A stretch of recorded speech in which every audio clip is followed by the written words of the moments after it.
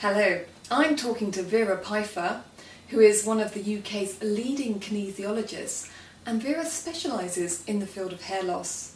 Vera is author of the book Regrowing Hair Naturally, and today we're going to cover some of the key questions that you have about hair loss. Vera, how long have you been practising in the field of hair loss, Vera? I've been practicing, researching and treating people for hair loss problems for the last 10 years. Okay, and what is the difference between hair loss and alopecia? The difference between hair loss and alopecia, there isn't really a difference. It both means hair loss. Alopecia is the scientific term for hair loss. I see. And what's the difference between alopecia areata and alopecia androgenetica? I'm sorry if I pronounced that That's incorrectly. fine, don't worry, those are quite difficult expressions. It's the alopecia areata, as we have the word area, areata means it's an area where you lose hair in a patch. So when somebody has patchy hair loss like that, where there's a whole area without any hair, that is alopecia areata. It's considered to be an autoimmune disorder. Whereas alopecia androgenetica is more of a diffuse hair loss in certain areas. So male pattern baldness, for example, is a form of alopecia areata where the hair thins out on the crown and where the temples go back. Okay, I see. And how much hair loss is natural? How many hairs a day should we lose? Well, generally it is thought that between 70 and 100 hairs a day is normal. But, you know, it depends very much on what your personal normal hair loss is. So, for example, if your normal hair loss as an individual is 40 a day, then for you 70 would already be too much. So if you lost 70 hairs a day, for you that would signify there is something not quite right that needs looking at. But on average, between 70 and 100 is normal. I see. And when a woman has a baby, on a lot of occasions afterwards the hair can start thinning. Is this natural? Yes, it can happen. Usually the hair will start growing again after a while. But if it doesn't, if there is, say, a year after the woman has had the baby, the hair is still not growing back properly, then it needs looking into. Right, right. In men, sometimes they may find a small bald patch. Is this normal? Should they be doing anything? It depends a little bit. You see, if it's a truly bald patch where there's absolutely no hair, then you're looking at alopecia areata. And that means there is a severe toxicity in the body, in which case you really need to do something about it very quickly. Because these round patches can grow back by themselves, but they can also get bigger.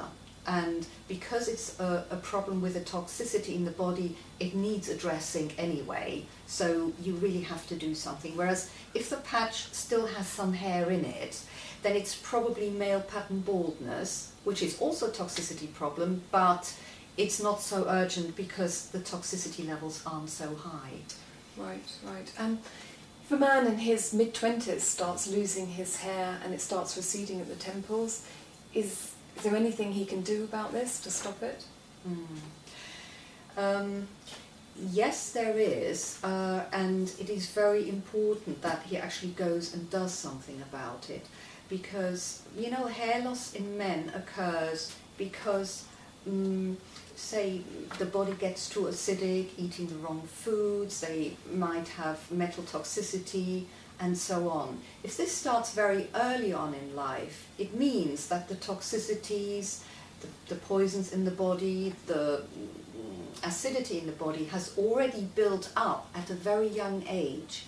So in order to stop that from continuing to build up, again, you need to do something about it, and that's where I do the hair sample tests, for example, or nail sample tests. If somebody doesn't have any hair anymore, I can actually check whether people have a toxicity problem, what it is, and what they need to take to get rid of it. Oh, fantastic. So, I mean, once a hair loss problem has been established, are there any set tests that should be done? It is very useful if you can get your doctor to do tests for you. You need to check what levels you have for iron. That's a very important one. Folic acid is important as well. And there are various other things like B12 that would also be useful to check. I find that those are good tests, but they don't really get to the bottom of it, because what I found in my research is that any hair loss has something to do with the body getting too acidic. And the acidity can come from various things, from fillings in your teeth, for example. Amalgam fillings can cause hair loss. It can be, if you're eating a lot of fish can have a lot of mercury in it, which can cause hair loss. There are various different sources, and I've got lots of test kits to check what is actually at the bottom of your particular hair loss. Fantastic. There's been a lot of media coverage about Gail Porter's case. I mean, is this normal? Well, in a way, I was very glad there was a lot of coverage about it, because these are clients like Gail Porter who I see every day at my practice. And usually if the media report about it, they always say there's nothing that can be done about it. But it is just not correct. Even if somebody's lost all their hair, the hair can grow back, but you have to find out what it was that causes the acidity in the body and the toxicity in the body, and what you need to take. And there are natural remedies for that, which can make the hair grow back even if all the hair has fallen out. Well, that's so reassuring to know. And if someone's hair is very thin but they don't want to wear a wig, is there anything they can do? Yes, these days there are lots of good things that you can do. There are certain type of microfibers which are like a powder, and you can actually just distribute them on the scalp, which gives the appearance of the hair being fuller. That can work very well for some people. Also, extensions can sometimes be a good way forward.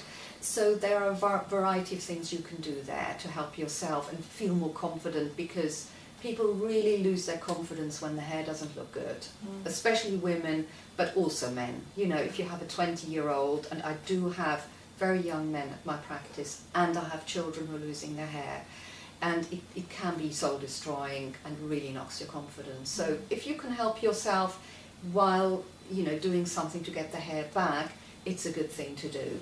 Excellent, excellent. So are there any foods that I should avoid if I've got a hair loss problem, Vera?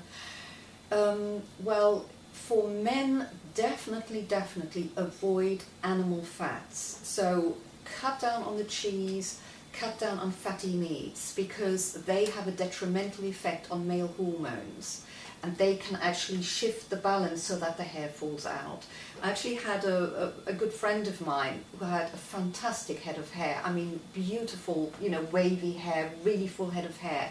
And he suddenly discovered a passion for cheese, and he had sort of like a block of cheese every day. And he developed male pattern baldness. And it was purely down to that. We tested it, and it was that he had, you know, eaten too much cheese. He had to stop that, and with a bit of aid from some supplements, the hair started growing back again. But, you know, without knowing me, he wouldn't have known that there's a problem. So for men, fatty animal products, not good. For women, there isn't really anything in particular, I'd say, except for people who usually don't drink enough water. You have to drink water, you have to flush out the body, because if the body's acidic, the water will dilute the acidity. So, and that really helps to keep the body flushed of toxins to a certain extent. It's not quite enough, but it's a good start to actually make the body healthier. Thank you so much, Vera. It's been invaluable. And if you want to know more about hair loss and how you can remedy this naturally, then go to regrowinghairnaturally.com.